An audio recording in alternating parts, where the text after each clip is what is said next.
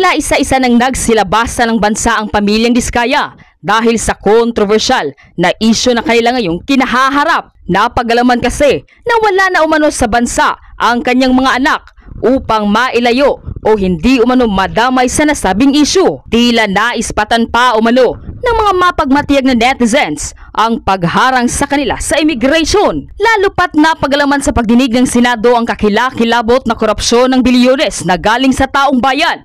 Nakasabot pa ang ilang politiko. Narito ang buong detalye. Panuurin, pakinggang mabuti at kayo na ang bahalang humusga. Ngunit bago tayo magpatuloy, huwag kalimutang i-like, share, subscribe, and click the notification bell for more updates and for more upcoming videos. Maraming salamat! Sa mga kotse mo ulit, sinabi mo kasi sa interview mo na 4 na po yung kotse mo na luxury cars. E ngayon, inamin mo 28 lang. Ano nangyari sa 28 po yung luxury cars, Okay. pero may service cars kasi kami na under the name of the company po. Alright, doon sa 28 luxury cars, ano yan, Rolls-Royce, what else? Okay, isa-isa natin, magkano Rolls-Royce? Kano bili mo sa Rolls-Royce? I am not familiar. Oh, come on. Oh, come Nasa on. ano yata? Bumili ka na napakamahal na kotse, di mo alam kung magkano mo binili. No, I know the price. Oh, yeah. Tell us, pero tell us. we did not buy this on a cash basis. Parang installment na how siya. much is the Rolls-Royce? So the Rolls-Royce was around parang 42. 42 million. Rolls-Royce, isang kotse lang yan. What else? The Maybach. Maybach, Mercedes. How much? Parang nasa 22. Parang ganun. 22 million. How Pwede many pa Maybachs? natin pakita yung screen. Just Kaming one. hindi nakakaalam ng kotse na hindi na malaman One. kung ano yung pinagsasabi ninyo. Kayo siguro nagkakaintindihan kayo, pero kami ni Senator Erwin, hindi kami masyadong... para malaman namin ano ba itsura ng pinag-uusapan Maybach natin. is Mercedes, right? Oh, ilan ang Maybach mo? Meron bang- Isa lang po. Oh, ano pa? Yung Bentley, Bentley. Wow, magkano yung Bentley mo? 20. You purchased this brand new, all brand new. Yes po. All right. Ilang Bentley? Isa lang po. Oh, what else? Yung G63. What is that? G63. G63, ano yun? Benz. Benz? G63? Is that a sports car? Hindi po. G-Wagon. Wagon. G-Wagon. Oh, how much is it? Parang nasa 20 din yata. Huh? 20 din yata. 20 million. One vehicle only? Oh, what else? Yung Cadillac po. What kind of Cadillac? Yung SUV. Escalade? Yes. Oh, magkano? Parang yan. Mga 11 yata po yun. Bulletproof? No. Isa lang. One white, one black. Oh, dalawa. Both at 11 million each. Yung isa 8. Yung black. Long wheelbase? Yes po. What else? Yung GMC. What is this GMC? SUV Denali. rin to? Yes po. Oh, how many? Dalawa. Dalawa rin. How much each? Parang nasa 11 din yata siya. 11 million each. What else? Yung Suburban. Suburban. Ilan? Isa lang po. Pero I bought that here. Local. Bakit itong mga sinasabi mo? Sabi mo, binili mo sa local dealer dito. Oo, local dealer. Oh. Ay, ibig sabihin, importer. Pero this one sa casa binili yung Suburban po. Oh, magkano? Parang nasa 3 lang yata siya nun. 3 million? Oo. Brand new?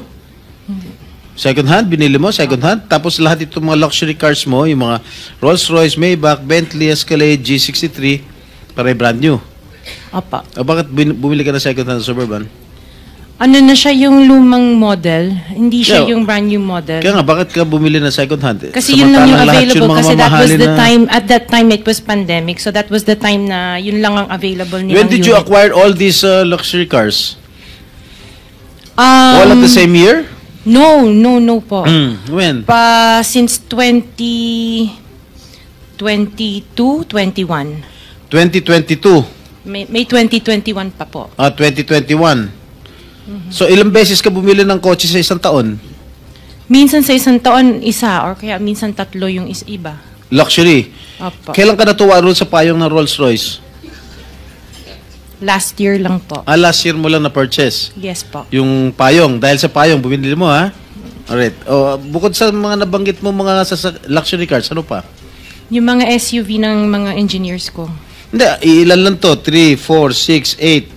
I can't remember all at the top of Sa my dami. head. Oo. Sa dami. Apa. So, doon sa 28 na pinurchase mong mga luxury cars, ilang taon mo binuno yun?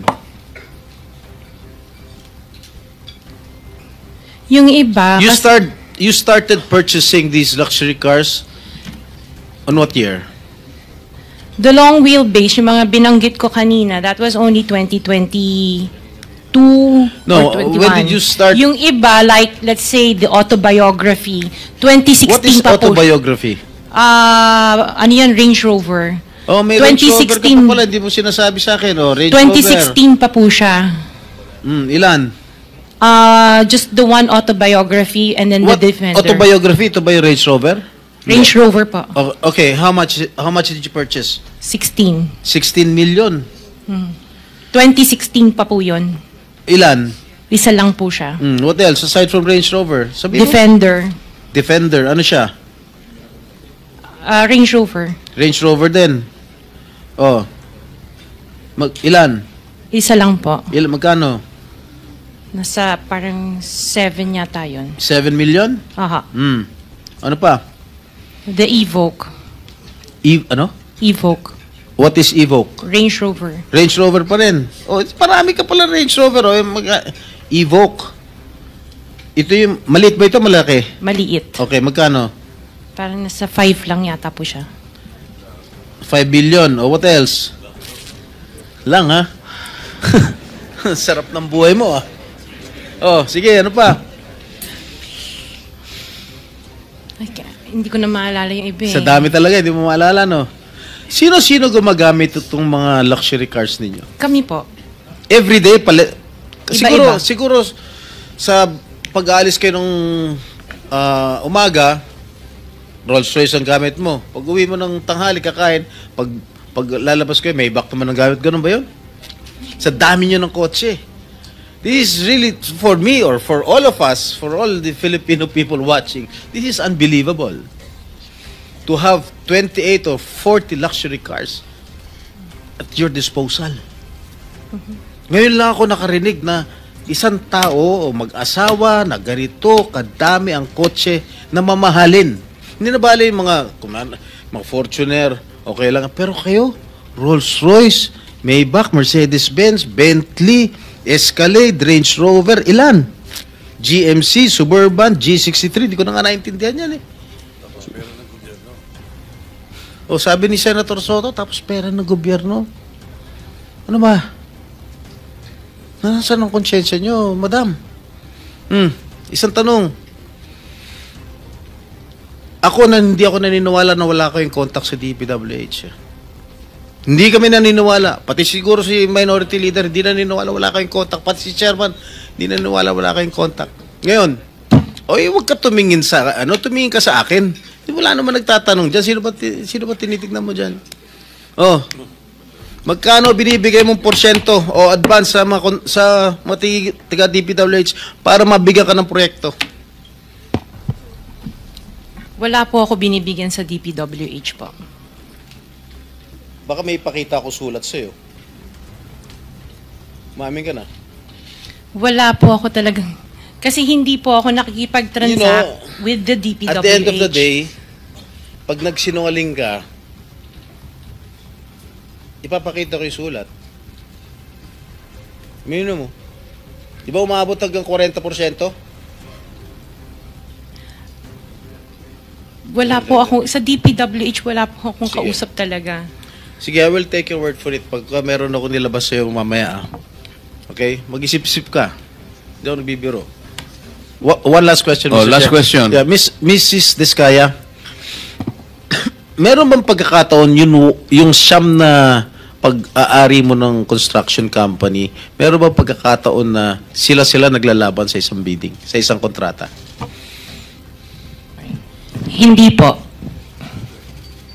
Sigurado ka?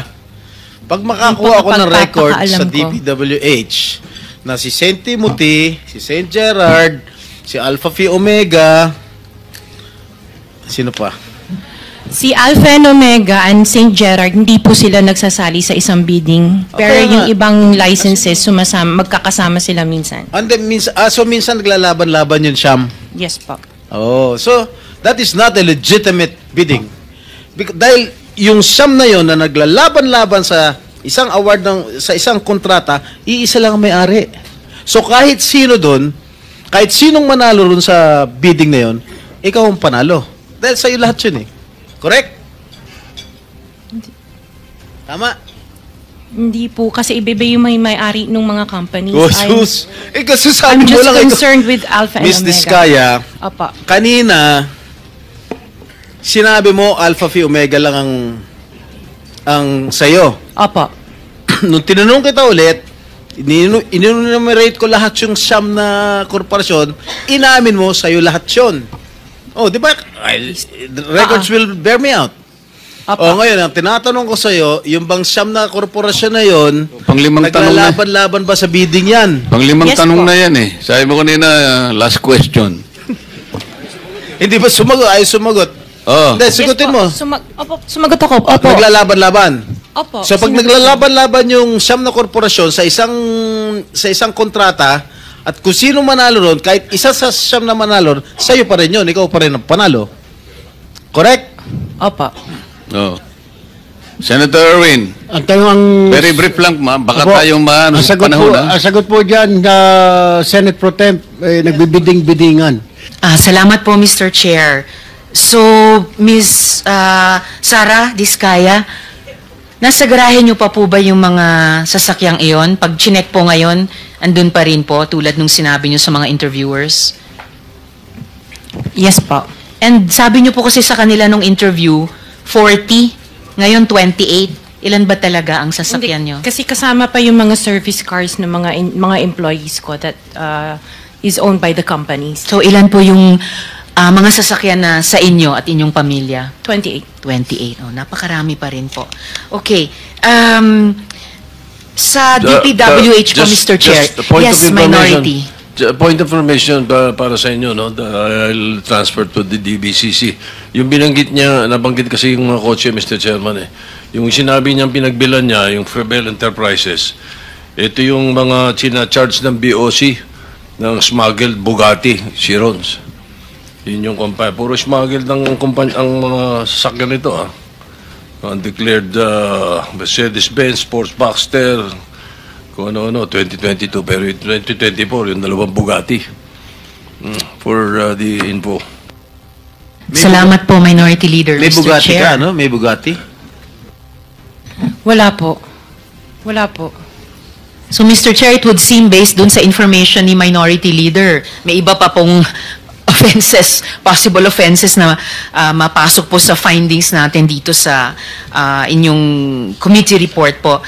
Magtanong naman po ako sa DPWH, Mr. Chair, sa kung sino ang sasagot para sa department. Ang department po ba at sa tingin nyo yung bagong secretary, susuporta po sa isang one-strike policy sa mga contractors? Ibig sabihin, one-strike ban, zero tolerance policy. Ibig sabihin, tanggal ka agad ang contractor na napatunayang palpak, pabaya o tiwali.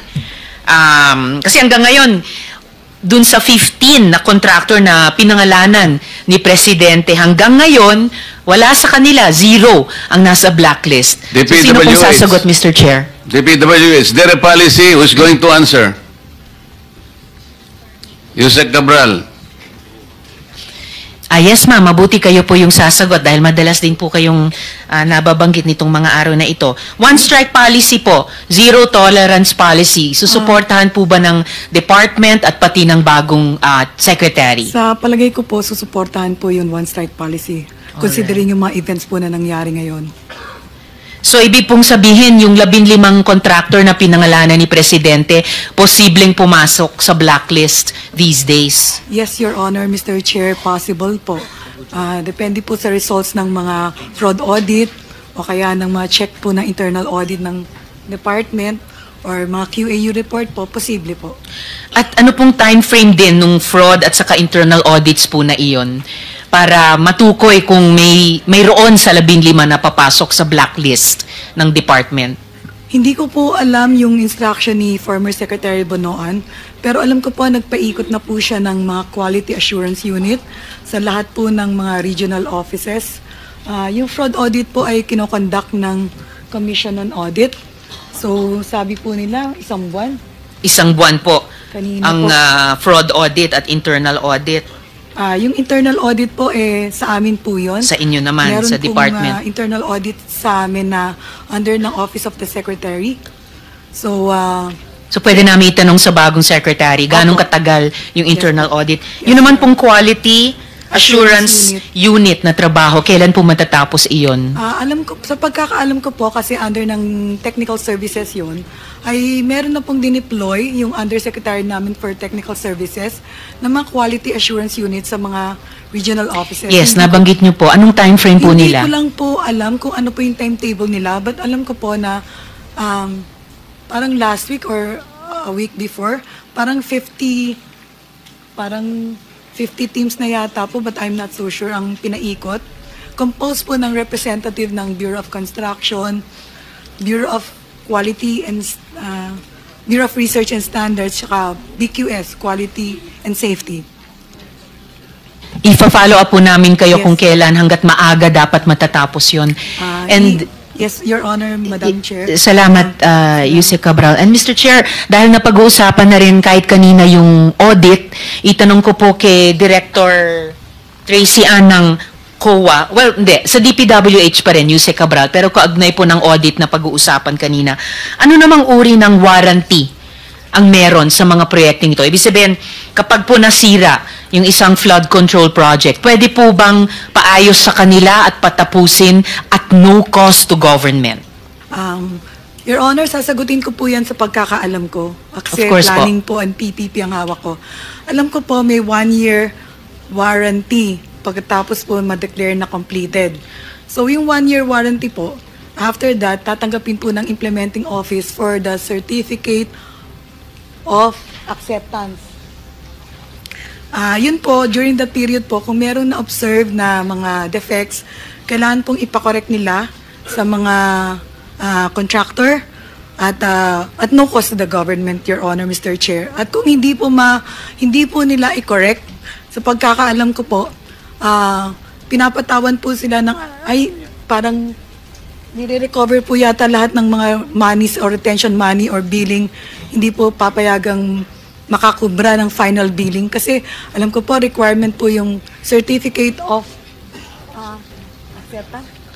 acceptance para ho makakubra ng final billing. Sa pagkakaalam ko po, Your Honor, Mr. Chair. Kahit po 1 year lang pala yung warranty, Yusek, at parang napakaiksi po, no, para sa mga infrastructure projects, kasama na po itong mga flood control projects. Siguro naman, within 1 year din natatapos yung audit report. So kaagad, ibinibigay po sa DPWH, kaagad na nakukuha ng pansin niyo kung may sinasabi ang Commission on Audit na mga nasirang proyekto o under the standard set by the department, lalo na po kung ghost, as in invisible. Tama po. So, moving forward, sa mga ganyang klase mga proyekto, hindi ba pwedeng at no cost to government, ipagawa ulit sa contractor or patapusin or pag-apirin kung ghost lang po iyon?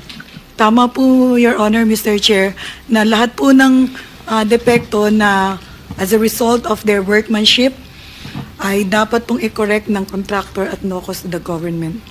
So moving, yes, with the Mr. permission Chair, of, SP Pro Senator Tem. Risa. Madam Cabral, total wala na si Secretary Bonoan, ikaw na yung representative ng DPWH. Doon sa 15 construction company na binanggit ni Presidente, meron bang ongoing projects ngayon as we speak? Dun sa 15 na binanggit ni Pangulo. Palagay ko po meron dahil... Palagay mo? Opo. You have to be... Pasensya na po, Your firm. Honor, Mr. Chair, kasi hindi po ako operations. Okay, last question. Sa pagkakalam mo, may ghost project ba? Nabi ni Secretary nung Yes, huling... oo nga. Sa pagkakalam mo. Yun po yung sinabi ni Secretary. Sa pagkakalam mo nga, in your own opinion, Hindi ko po masasagot na confirm dahil hindi ko po alam kung ano yung nangyayari sa operations. Pero yun po yung sinabi ni Secretary. so you believe, you support Yes. the statement of the Yes former po, Your secretary Honor. that indeed there are ghost projects. Yes, Your Honor. And can you identify those contractors who are involved in these ghost projects? Hindi ko pa po alam dahil may nag-o-audit po. Baka po yung director namin ng internal audit na nasa likod makakapagsabi po kung ano po yung resulta ng audit. Because the internal audit po ng department ay directly under kay Secretary. All right. Dorisa, proceed. Yung mag-intervene, madididak yung time mo. Ha? So, it's up to you kung papayag ka. Honor, Mr. Chair, i-qualify ko rin po yung tinanong ni Senator Risa. Yes, Mr. Sabi Chair. po ng operations, 5 years. 5 years na po pag structural. That's guarantee. better po, Mr. Chair. Sa flood control daw po, 15 years for permanent structure. Yun po 5 years sa flood control, 15 years for sa permanent structure. permanent I structures. suppose yun po yung tulay. So hindi po tinuturing na permanent structure ang flood control. Semi-permanent daw po. Semi-permanent.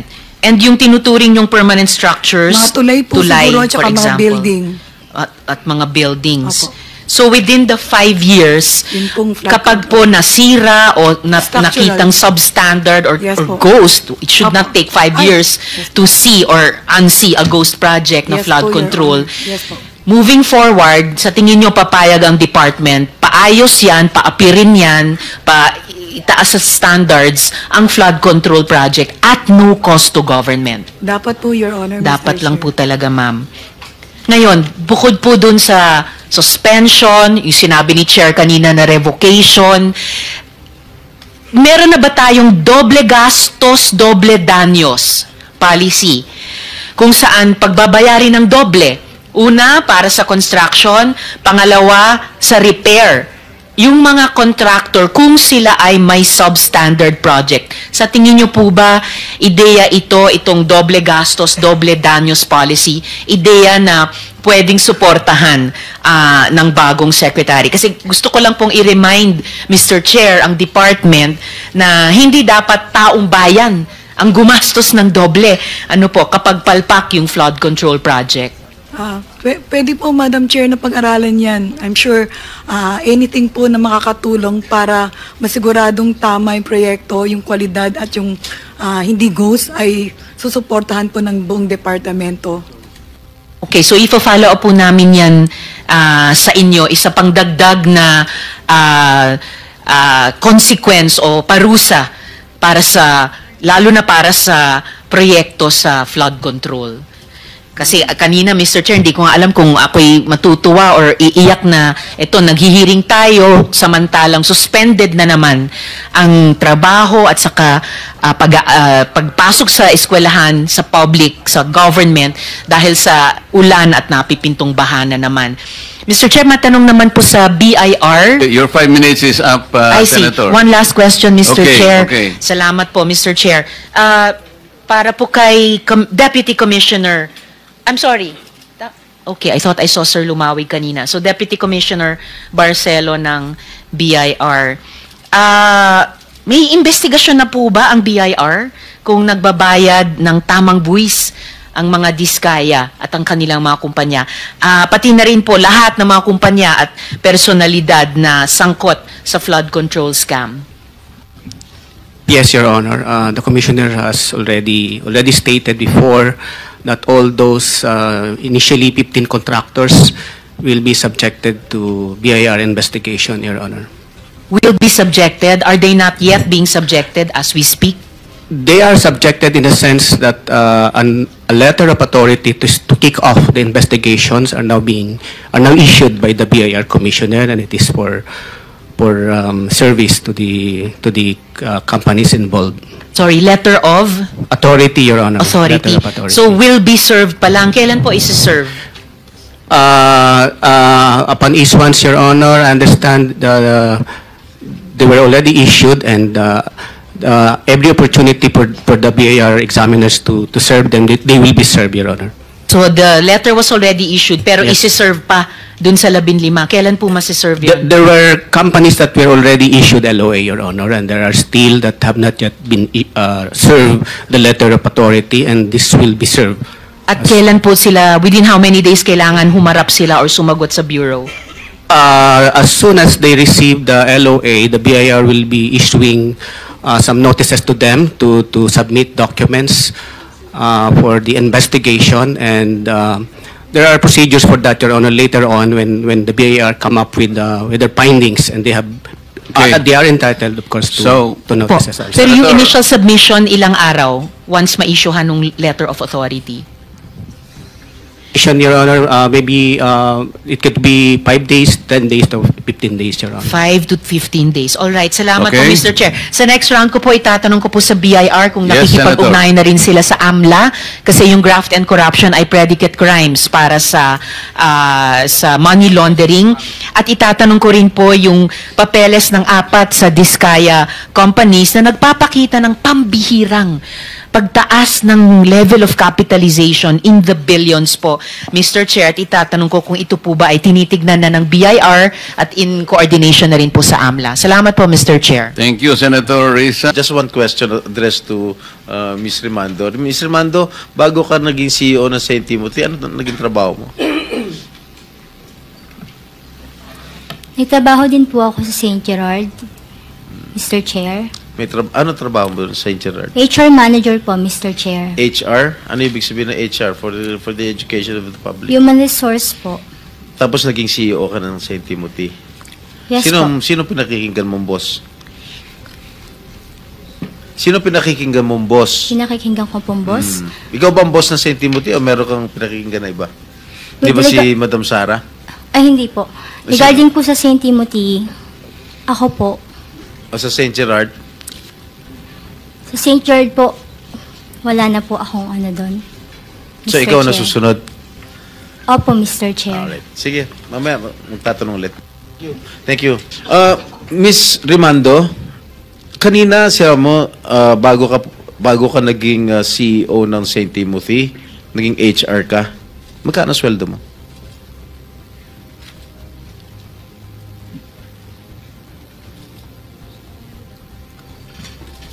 Mr. Chair, yung sweldo ko po noon, nasa 30 to 40 po. 1,000 a month. Alright. Dito sa nakalap kong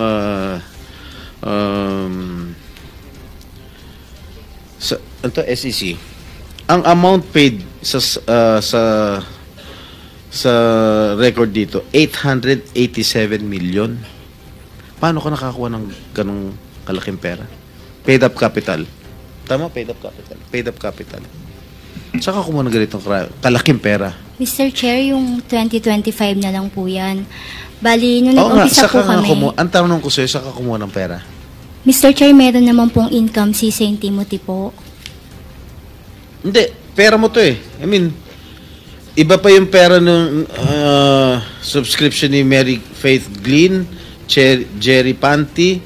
Ikaw ang pinakamalaki, 887 million. Mr. Sino Chair, nagbigay din? Huwag na tayo magpaligoy-ligoy pa. Sino nagbigay ng pera sa'yo?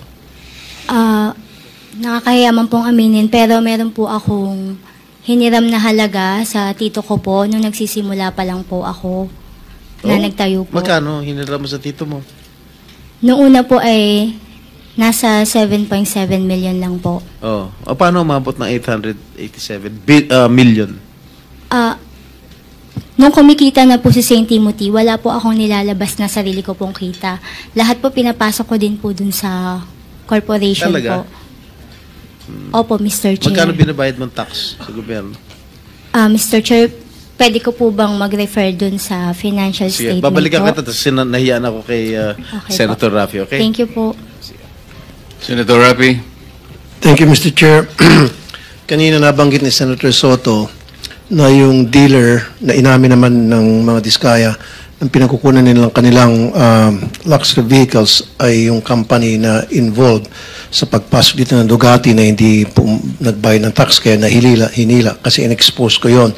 So my question dito sa mga sa diskaya, mag-provide kayo, are you willing to provide all those documents from the Bureau of Customs na to make sure na nagbayad kayo talaga nung tamang buwis doon sa mga luxury vehicles ninyo na pinalaway nyo sa taong bayan na 28 you said? And also, Mr. Chair, siguro patawag na natin yung Bureau of Customs kasi malay mo, meron nga korupsyon doon sa mga project nila. Pati ba naman sa pagbayad ng buwis, lulukoyin pa tayo. So baka meron tayong mahila doon. Are you willing? Yes po. Okay. Number two, dito sa BIR, nabalitaan nyo, of course, last year, palumabas yung video na in-interview itong mga diskaya tungkol sa kanilang mga ari-arian na sobrang lavish. Nag-issue kayo ng LOA against them? After na makita yung video? Letter of authority? Letter of authority to a corporation. But did you do that? Your Honor, please. Ginawa nyo ba yun para sa Yes, mga Your diskaya? Honor. There was a letter of authority. Ano pong lumitaw doon sa result ng... It is still an ongoing investigation, Your Honor. 1 year ago pa? I think the LOA was issued 20, if I'm not mistaken, late 2024 or early 2025. Kaya nga, bakit ang tagal? Samantalang pag nag-issue ka ng LOA sa mga Chinese, sa mga beer houses, in 2 weeks na natatapos agad. Siyempre, nagkakaroon ng under the table. So bakit dito ang tagal? We observe some procedures. No, I don't want to.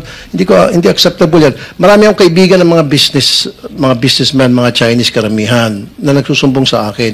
Pinapadala nyo ng LOA randomly kahit na alam nyo na walang kasalanan. Gusto nyo lang sigurong maharas or ma-check yung status ng kanilang tax payments. Initial nyo ng LOA. In matters of 2 weeks, maximum 1 month, lumalabas ng resulta ng LOA, nagbabayad na yung Chinese na sinasabi nyong kulang at nagbabayad sila on the side kung kanino man yung Poncio Pilato. Now, dito sa Diskaya, inaabot kayo na matagal. Bakit tumatagal? Dahil nagtatawaran pa? Most of this time that we're consuming, Your Honor, is gathering of some documents from third-party sources verifying the initial information gathered. No, you don't gather documents. They are the ones who should provide you all the documents necessary for you to prove your point. Yes, Your Honor, that's Which true. you're doing it. Again, babalikan ko doon. Ang tagal-tagal nyo mag-audit sa mga tulad ng mga diskaya, pero pag sa mga maliit na negosyante na gusto nyong harasin, ang bilis nyo agad maglabas ng LOA at saka yung result ng inyong investigation, sabi ko 2 weeks lang. In fact, I can provide you names of people na pinirahan nyo dahil sa LOA na yan. Pero mga ito, ang tagal. Bakit nagtatawaran kayo? Nor the status of No, the ongoing gusto ko next time, investigation. lahat ng mga contractors na na-issue nyo ng LOA, even DPWH officials, ilabas nyo na agad yung resulta. Huwag nang patagalin pa. Huwag nang mag-antay pa kayo ng something. Now, District Engineer ng DPWH, Assistant District Engineer ng DPWH Bulacan, the name is Bryce. Etong taon to, meron siyang Ferrari, meron siyang Lamborghini at nakapangalan pa sa wife niya. Okay, alam niyo ba ito? Monitor niyo ito, mga taga-DPWH? His name is Bryce. And he owns a Lamborghini, he owns a Ferrari, and he goes to the casino almost every single night. At meron tayong mga video niyan, pwede tayong humingi ng video niyan sa Soler, sa Okada, at makikita yung pagmumukha niya doon sa VIP room. For the So, hindi niyo information monitor to? For the information of Senator Tulfo, his real name is Bryce Erickson Hernandez. There you go. He is the Assistant District Engineer. Andito ba siya? He is not here. Ito po yung district engineer, Your Honor, No, Mr. Chair. ang tinatanong ni Senator Tulfo, si Bryce. Wala po yata. Okay. So, my next question, wala pa. So, imbestigahan niyo po yon. Kaya naman, at saka gusto ko yung Ferrari niya at saka Lamborghini hilain at i-auction in favor of the government kasi I'm sure yung pera yung galing sa corruption yon. Wala siyang karapatan na magkaroon ng ganong klaseng ari-arian tapos nagkakasino pa. Monitor niyo yun. Okay? Now, next, Iloilo City Mayor Raisa Treñas said flood control projects in Iloilo under St. Timothy and Alpha and Omega are non-functional, which caused flooding worth 560 million. So, naka-recover na ba dito tayo in terms of warranty? DPWH?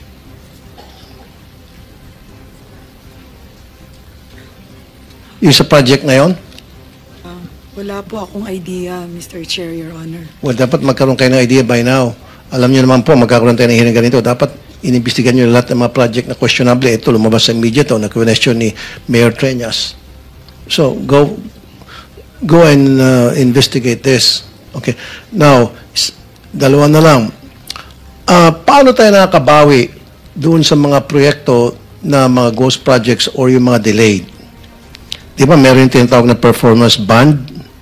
So, Meron din pong retention money na hindi marirelease kung hindi pa nakompleto yung project. oh, now, kung hindi pa nakumpleto ang project dahil delayed, di ba may tinatawag na liquidated damages? Meron din po. Magkano na po, magkano na po nasingil doon sa mga liquidated damages, and give me a list of those projects na matagal ng delayed o yung iba pa ghost na dapat yan 1/10 of 1% per day. So kung yung project ay delayed na for 1 year, just imagine, that's hundreds of millions na.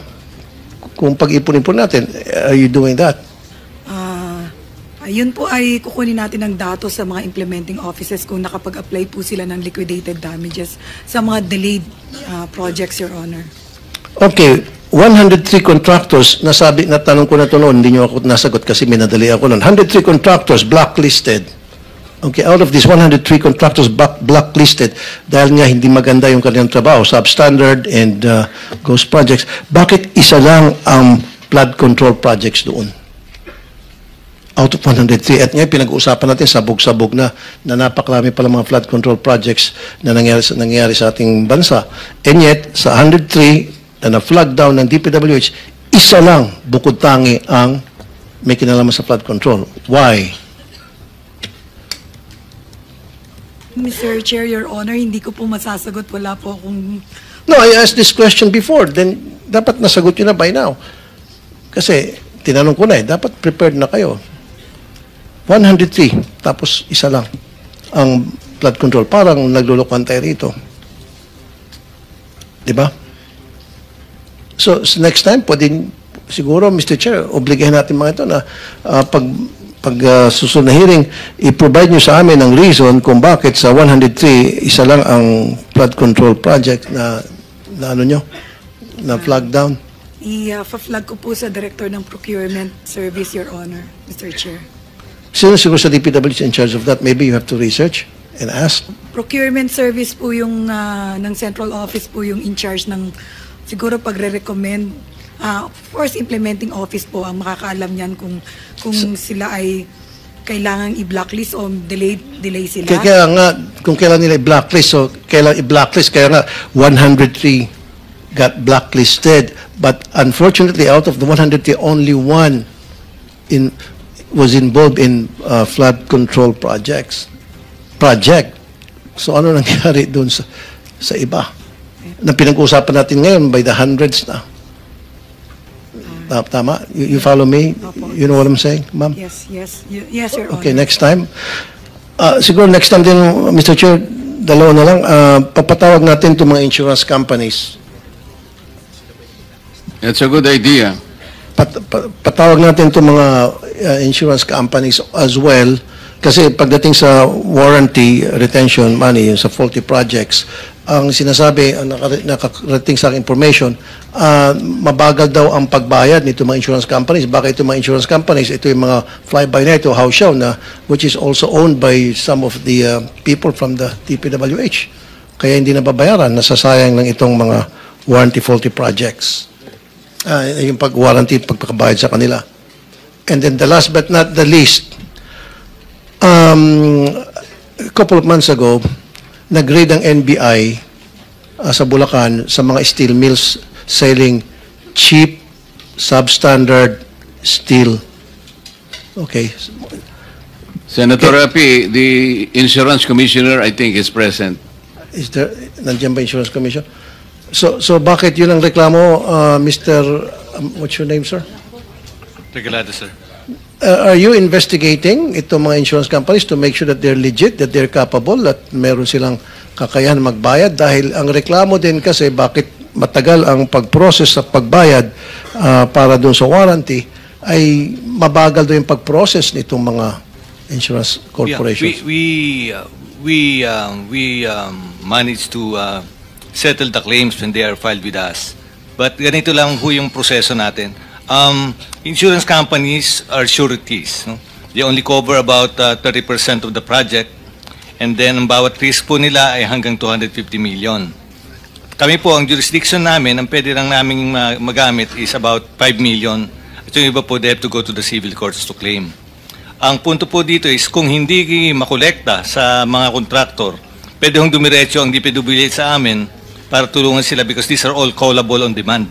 Yun po ang ating JPPB at DB. Okay, meron naman pumunta taga DPWH para doon sa proseso na sabi ninyo? The last time I checked, wala po kaming Wala. natatanggap. Bakit wala? Ang dami mga projects na dapat kailangan mabayaran dahil under warranty, dahil palpak. And yet, sabi niyo walang pumupunta. Yeah, wala po. At sinasabi ng DPWH, mabagal daw kasi magbayad yung insurance companies. And yet, DPWH doesn't come to you para ilapit. Wala po ang DPWH. Usually ho, it's settled between the DPWH and the contractors. So DPWH, paki-check ba't hindi lumalapit sa insurance company? Yes, Your Honor.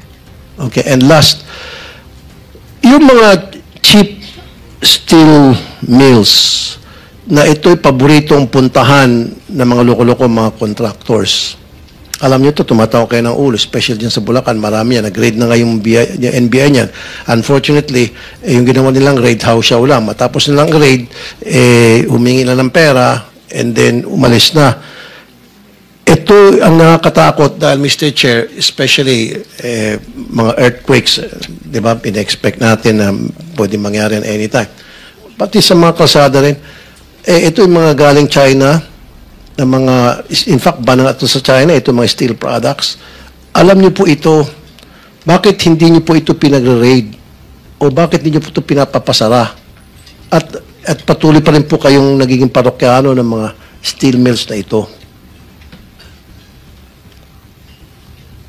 Siguro, sir, may tatanong ko yan sa aking mga kasamaan na nasa distrito, yung sinasabi niyong Bulacan District, o kaya sa regional director po ng Region 3 na nakakasakop nun.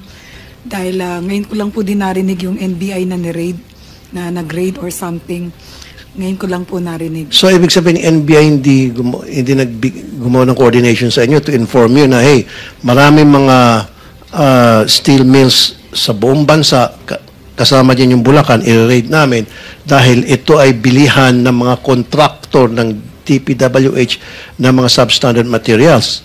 Sa opisina ko po, walang nagko-coordinate. Baka po sa opisina ni former Secretary Bonoan. Siguro, Mr. Chair, next time, invite din natin DPWH saka DTI. I mean, yung DTI and NBI. Yes, I think we will do that. Thank you. That's all, Mr. Chair. Are you done? I walk the talk, so 5 minutes. Tapos na. Actually, Yusek, hindi mo sinagot yung isang napaka-importanting tanong niya. It's about the performance bonds, security bonds. Kasi dapat, halimbawa, ghost project talaga, o defective yan, talagang wala na. Hindi ba, you will need to terminate the contract and declare a default para makakolekta kayo sa insurance company. Tama po, sir? Yes, Mr. Chairman. Callable yung ano ninyo eh. Kasi Yes. kung hindi naman kayo magde-declare at hindi i-terminate ang contract, mahihirapan lang sila. And everybody will go to court. Matagal po yun eh. At saka yung sinasabi ni Senator Rapi, yung nag-raid kasi mali yung ni-raid niya sa Bulacan nagpunta. Alam po niyo kung nasaan yung mga substandard tsaka yung mga counterfeit na mga bakal-bakal na yan, mga reinforcing bars. Nandiyan sa San Simon, Pampanga. Yan ang steel capital of the Philippines today. Oh, yan, for your information. So, Sorry, Mr. Chair, Pampanga nga pala. Bulacan sinabi ko, Pampanga. Pampanga. Yun, tama ka. So, San Simon yun, San Simon. So, continue, Senator Bato. Yes, You have last still, question, Mr. Chair. Last question. You still have 1 minute. Yeah. Andito bang COA? Sinong COA representative? Morning po, Your Honor. Yes, ma'am. This is on ghost projects already paid. BIR Commissioner Romeo Lumagi Jr. said contractors found guilty of under-declaration or evading taxes will not be issued updated tax clearances, effectively disqualifying them from future government projects and suspending settlement of their current contracts.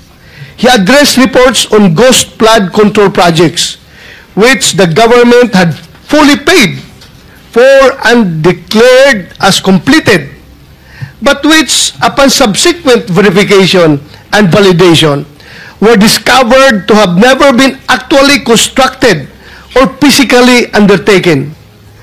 Malinaw na sa BIR report na ito na may mga proyektong fully paid pero hindi naman ginawa. Paano nakakalusot ito sa inyong post-audit at bakit hindi kaagad nakikita bago ma-release ang final payment? Can you respond to that, Mr. Chair? Your Honor, the audit team or the audit teams under the DPWH has already issued notices of disallowances based on the absence or non-submission of the disbursement vouchers, and dun din po sa mga may technical deficiencies noted by the audit teams po. Yun nga. Itong mga project na ito nga, na verified, validated, na ghost projects talaga, hindi ginawa. So ano nga ang papel ng COA dito? Hindi ninyo ito nakita. Sabi mo, granting na post-audit ginawa ninyo. Yes po. Pero ito fully paid na eh.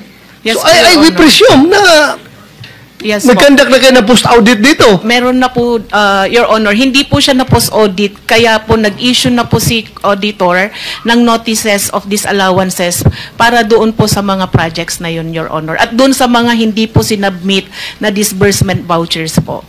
Are you happy with her answer, Senator Bato?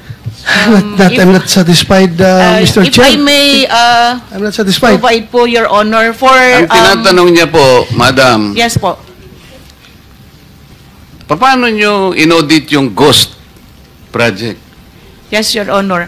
Doon po sa case po kasi ng Bulacan, Your Honor, marami pong hindi na-submit na disbursement vouchers. So, hindi naman, kahit several... Ang ibig nyo sabihin, nagdidepende lang kayo sa mga papeles, sa Ay, hindi dokumento? po, Your Honor. Kaya nga po, dahil hindi po sila nakapag-submit, nag-issue na po ang audit teams ng notices of disallowance. Hindi Kayo, mahirap, Mr. Chair, mahirap na puro lang tayo notice of disallowance na klarong-klaro na ito na ghost project. Yes, Your Honor. Yung hindi po kasi pag-submit ng account, sir, or yung disbursement vouchers, pwede pong kasuhan din yung mga persons liable na hindi nag-submit doon sa... Hindi, huwag mo na akong huwag mo akong dalhin doon sa mga papel yan, mga disbursement na yan.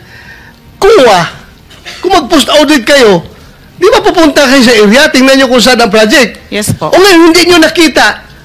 Hanggang kuan lang kayo? Hanggang disallowance lang kayo? O hindi nyo nakita. O ano ngayon? So, hindi ba papilin nyo yan as Commission on Audit na mag-file ng kaso? Yes po, Your Honor. Yun po yung susunod na hakbang. Ay, susunod kayo na pa susunod. Katagal na, naubos na ang pera ng gobyerno ito, nabayaran na lahat itong project na ito na hindi nagawa. Tapos ngayon, susunod pa. I am so, alam mo, yung mga tao na nanonood sa atin, sabihin nila, kaya pala naglipana yung ghost projects dahil yung COA, kabagal kumilos. Hindi po, Your Honor. Gusto ko lang pong iklaro na yun pong sinasabi nating ghost project na isa po sa mga nabisita ay 2025 transactions po siya. At declared po siya na completed as of July 2025. Yun pong disbursement vouchers po niya ay hindi pa po due for submission noong August po na unang hearing natin. Kailan ninyo mapapailan na kaso ito? Because the people are impatient. The people are impatient with all this corruption na Yes, nangyari. Your Honor. Kailan nyo ipapile? Can you give us a Ganito po siya, different Your Honor. answer? Opo. Ganito po siya. Di ba po kasama po siya doon sa ating special audit. Sa ngayon po, fina-finalize po yung audit highlights natin sa special audit. Doon po sa audit highlights, alam mo yung yes, Your mga Honor. tao Opo. nakikinig sa atin Yes ngayon, po. hindi pasok sa utak nila yung special, regular audit or what. Yes po. Ang tanong ko sa iyo, kailan nyo ito mapailan ng kaso? The soonest possible time po, Your Honor. What is the soonest time? Dahil i-issue po ngayon yung ating Kaya, what is the soonest time? Estimate. this month po, Your Honor. This month. Opo. Mapailan nyo ito ng kaso? Opo. Ngayon, sino ang pwede nyo mapailan ng kaso? Sir, based po doon sa audit, sir, yung mga yung mga persons liable po, pwede pong management officials ng DPWH at ganun din po yung mga contractors po. Mr. Chair, so this month, Interjection, Mr. Chair. If I may. excuse me, akala ko ba meron time limit dito kasi marami pang mga nakapila, 1, 2, 3, 4, 5, and then by 2 o'clock ano na tayo, adjourn. So, As a matter of fact, your 5 minutes, sir, is finished already. Okay. Thank you. But Thank you, may Mr. Chair. I interject with the indulgence of Senator Bato, Mr. Chairman? If I may, in the same topic, Mr. Chairman, with regard to COA reports, Mr. Chairman, if I may, just a few queries, Mr. Chair.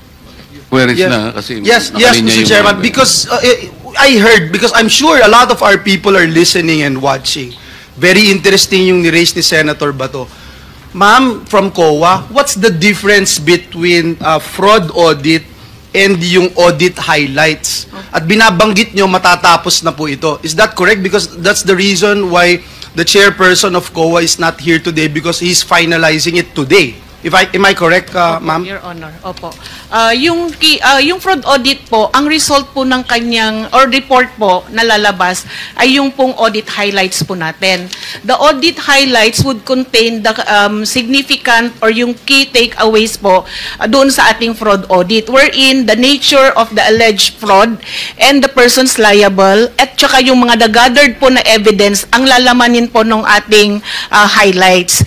Kailangan po ng due process, sir, kailangan po munang ipareceive doon sa mga persons liable para po mag-comment po sila at magbigay din po ng kanilang panig. Yes, now I understand. Okay? So, si Senator Bato, tinatanong niya yun, dun sa audit highlights, dun makikita yung nature ng alleged fraud, yung evidence gathered, and the parties involved. Am I correct? So, matatapos na po yan. Mr. Chairman, if I may respectfully move that we subpoena itong binabanggit ng ating guest from COA, yung matatapos nila na fraud highlights, immediately i-furnish ng copy itong Blue Ribbon committee, even, Mr. Chairman, even while awaiting the response of the respondents. And also, once they responded, Mr. Chairman, we'd also like to subpoena the copies of the responses of the respondents as soon as they are submitted to COA. I so move, Mr. Chair. Mr. Chair, excuse me. Mr. Chair, because the last time I was here, I was only allowed 2 questions by you. And yet, mga kasamahan ko rito, bilang respeto sa mga kasamahan ko, they were allowed na 1 to sawa. Dapat maging fair ka, Mr. Chair. Pag sinabi mo 2 questions, 2 minutes talaga, you have to stick with it. You're not being fair, Mr. Chair. I am fair kasi nandito kasi. No, kasi nung last time, sabi mo sa akin 2 questions lamang. Sabi mo 1 question. Sabi ko, tinitipid mo ako, sabi mo 2 questions. And now, pinapayagan mo kahit na ilang questions. Be fair, Mr. Chair. Teka muna, bago tayo magkaroon ng impression na walang fair dito. Noon, sinabi ko na in the earliest statement na como nag-uumpisa tayo noon at kinakailangan nating mabakate ang plenary at exactly 2:15, kaya tayo nagmadali. Kaya naman sabi ko sa inyo, pasensya na muna. Ngayon, sa dami ng gustong magtanong, kaya binigyan natin ng tigpa 5 minutes ngayon. Kaya lang, I am following a schedule here. Ito pa yung nandito kung wala na si Senator Marcos, tapos ka na. Mr. Chair. Mr. Chairman, I made a motion, Mr. Chairman. I have a pending motion, Mr. Chair. I second the motion. and Hindi, duly kasi seconded, Mr. tapusin Chair. muna natin yung bitin na ano, kasi hindi tayo, na para tayo nagpapatintero, Madam Kowa eh. Ang tinatanong napakasimple lang, paano yung inaudit yung cost? Bago po bayaran ng COA yan, pipirma ang resident auditor. Pati yung area auditor ninyo, meron kayong area director eh. Ibig nyo sabihin na bayaran ito nung walang pumirma na auditor? Your Honor, ganito po yung procedure natin. Wala na po tayong pre-audit, kaya po ang nagbabayad ay ang pumipirma na lang po. Wala akong pakialam sa pre-audit. I'm not asking you about the pre-audit. Meron kayong post-audit eh. Yes, Your Ito Honor. nangyari, ghost project eh. Opo. Tapos na tapos pero walang nangyari.